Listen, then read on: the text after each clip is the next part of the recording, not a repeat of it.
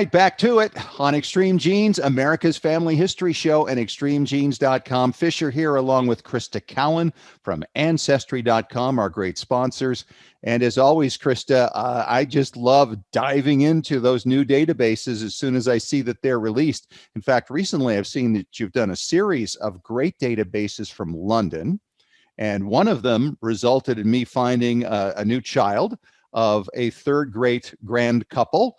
And as a result of that, I was able to pull her forward a little bit, find some grandchildren, and link her descendants in to finally figure out how this one DNA match that I had fit in, because she didn't know, and she lives in London, and I couldn't figure it out. But once we got the names of this grandchild through a couple of daughters there, then it worked out perfectly. So she's over in London celebrating because she's back about 7 or 8 more generations because of the work I've previously done.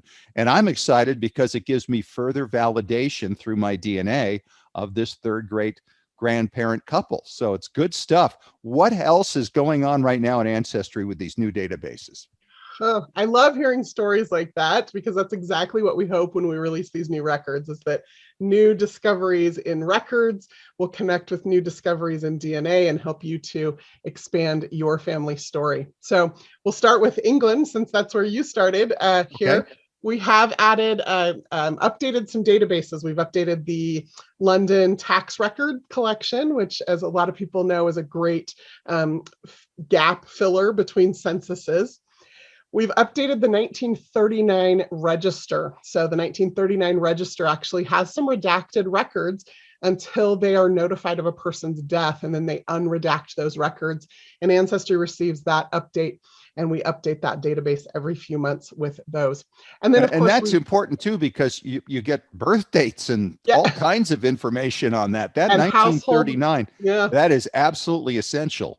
It's a treasure, and especially when you consider that they have a 100-year privacy law on their census records, and then they have a couple of censuses that either were not taken or were destroyed because of the world wars. And so, yeah, great information in that register.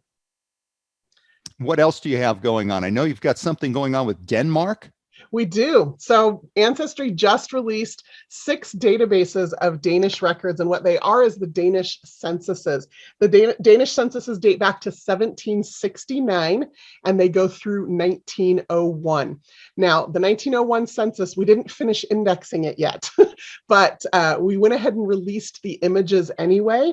So the index is forthcoming, but all the rest of those censuses, 1769 up until that 1901 census, have been indexed.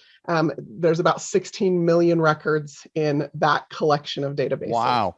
That's like one of the earliest national censuses I think I've ever heard of. It is, yeah, and very comprehensive for that tiny little country.